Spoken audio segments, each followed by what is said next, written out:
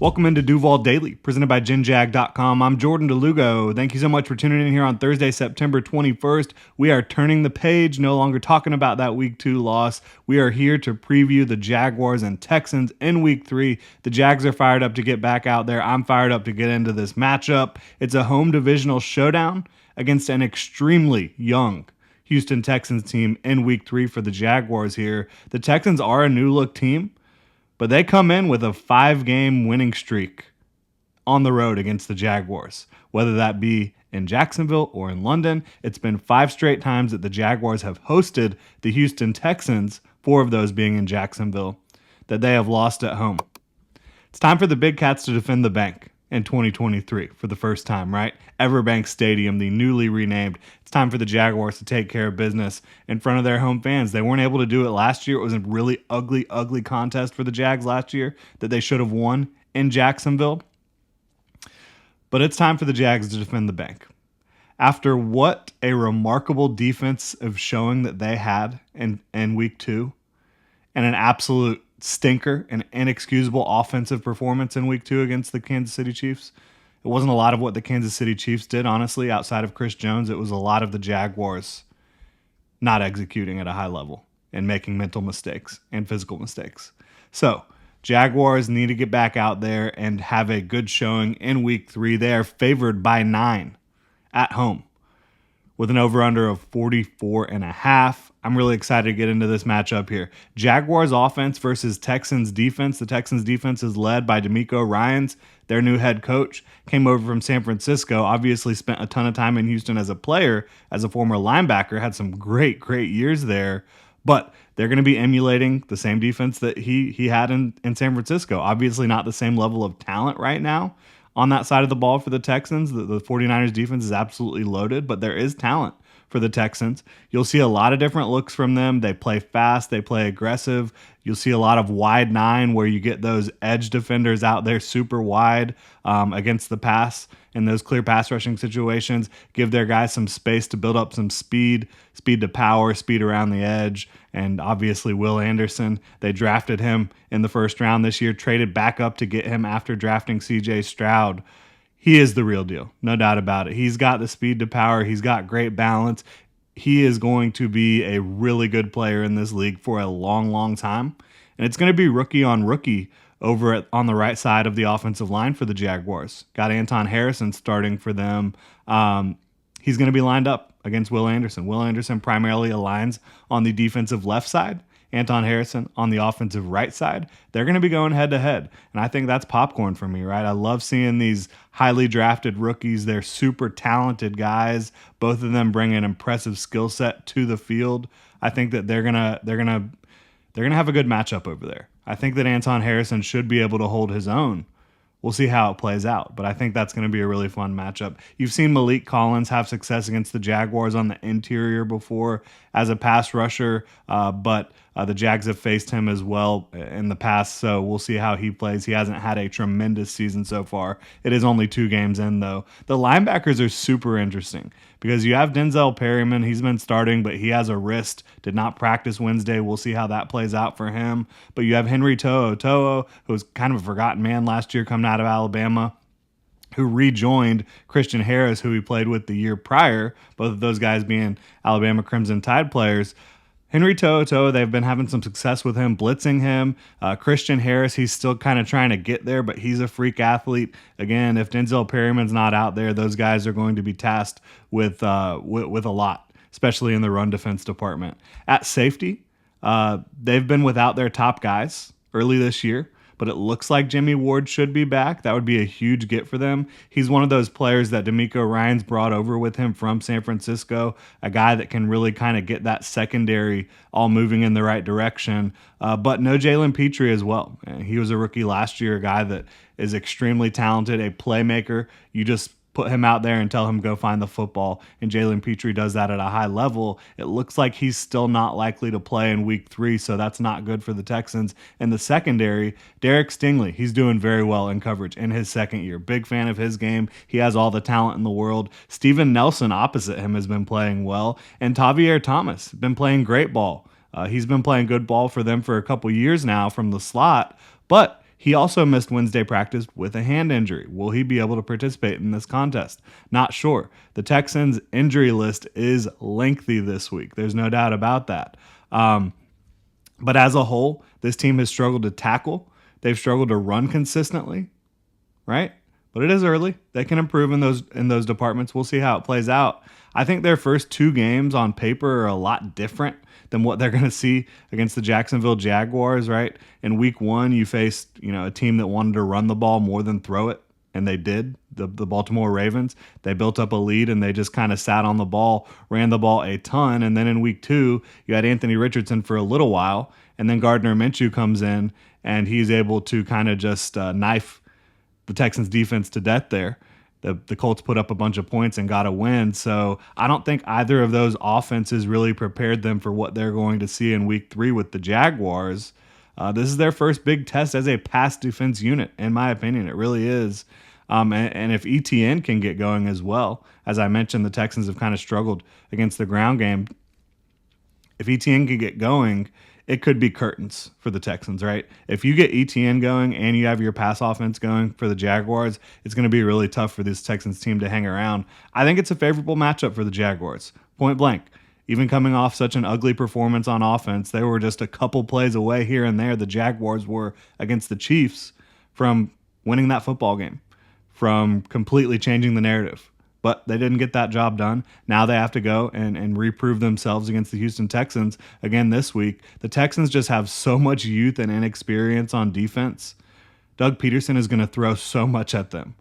From a formational standpoint, pre-snap movement, you're going to go horizontal a lot. You're going to take your vertical shots as well, bunch formations. It's not going to be easy for this Texans defense to execute at a high level and to play as fast as they want to play against this Jaguars offense that has experience with each other, that has talent, that has speed.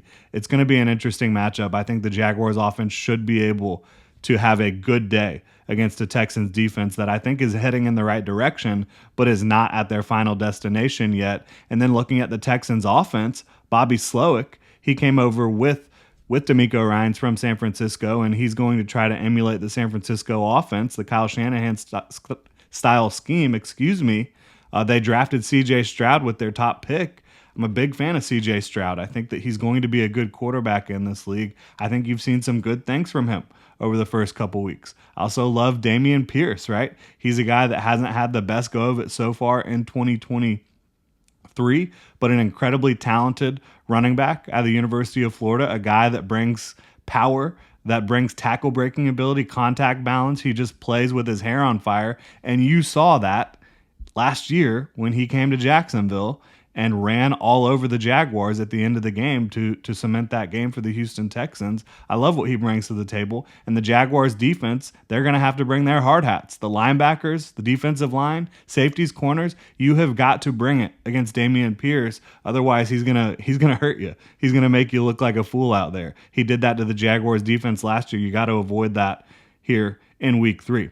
Young receivers, right? Tank Dell, a lot of fun, super diminutive, super small, but he's quick, he's fast, he's a really, really good route runner. He's got explosive movements, he's twitchy. Nico Collins, he was kind of a deep slant king last week, caught a bunch of balls over the middle. You've got old man Robert Woods out there as well. You've got John Mechie, a couple other guys that I like, but overall, this is not the most threatening receiving core in the league. When you talk about the Jaguars dealing with what the Chiefs bring to the table last week, I think they should be well prepared for taking on a Houston Texans receiving core here. Dalton Schultz is there as well at tight end. The offensive line, this is kind of, I think, what has been the biggest issue outside of just general inexperience for the Houston Texans on offense so far. 2 starters on injured reserve. Actually, 3 starters on injured reserve. Laramie Tunsil probably coming back this week, you would think.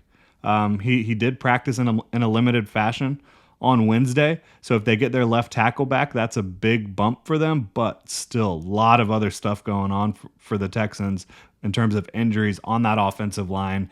And I'm just not sure that's a great recipe for success with a rookie quarterback and a lot of young pieces around. I think you kind of wanted that stability on the offensive line. The Texans thought they were going to have that this year, but injuries have really put a damper on that offensive line's performance. They've made some moves to try to bring guys in, refortify. Hasn't been quite working out for the Texans on the offensive line so far. So I think that the Jaguars' defensive front should be able to get after it this week. I really do think that.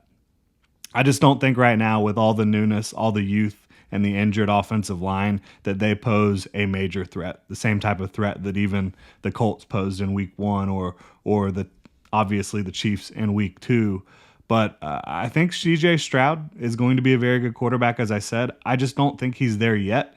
Like, for me, him torching the Colts in the second half when he's down double digits, down by 20 to start the second half, that doesn't really move the needle for me yet. Like, the Colts defense, that secondary is about as bad as it gets in the NFL right now. And I know the Colts, they have a great defensive front. I will not take that away from them. But their secondary is as bad as it gets right now.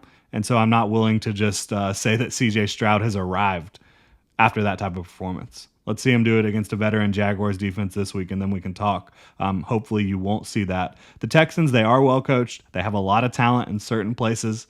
Most of that talent, though, is first or second year. It has not hit its ceiling. They have not reached their ceiling in Houston yet. I think they're just at the very beginning, starting to scratch the surface of what they can be. Now, they have owned the Jaguars largely for a long, long time. It's not just this 5-game winning streak against the Jaguars at home. They've been beating the crap out of the Jaguars for much of the last 15, 20 years since they became a franchise in the early 2000s. The Texans have kind of owned the Jaguars, and it's time to flip that script. Doug Peterson, in his first opportunity to do that last year, the Jaguars did not get the job done, but they came out and they beat the Texans. They beat the brakes off the Texans late in the year last year. So I think you want to see more of the same. It's not going to be the same type of matchup because you have new coaching staff. You have a lot of new pieces as well, especially quarterback. At edge as well, C.J. Stroud and Will Anderson, they need to have a big impact on this game for the Texans if the Texans have any chance of competing, for 4 quarters with the Jaguars. It's time to change the narrative for the Jaguars, and they should be able to. This offense, there is no reason for them to not execute at a much, much higher level in Week 3. Absolutely no reason. If the Jags don't win this game, it's time to worry. Really, if they don't win this game convincingly, I think you can start to be a little worried about the road ahead because you do have some tough matchups coming down the pike. You have to go to London for 2 straight games, play the Bills and the Falcons. I know the Falcons on paper haven't been the most scary team, but defense is playing better. Running game is incredibly difficult to deal with, and we all know what the Bills can do. Jacksonville is much more talented. They're much more experienced, and they're just much further along in what they're trying to do. They're a team that should be competing for the AFC, not competing with the Houston Texans at this time, right? I think that they should beat this team, and they should beat them handily. The Jags need to show that lack of execution last week was a one-off. They need to do it in a big way. We'll see if they can against the Houston Texans here in Jacksonville this weekend. 1 p.m. kickoff at Everbank Stadium. Really appreciate y'all tuning in. Hit me up on Twitter at Jordan DeLugo. You can follow Generation Jaguar at Generation Jag. Hit that like and subscribe button on YouTube, notification bell so you don't miss a show. We will be doing bold predictions this week where you get the final score prediction. We'll also have some matchups to watch. Can't wait to get into that stuff. Really appreciate y'all tuning in. Have a good one.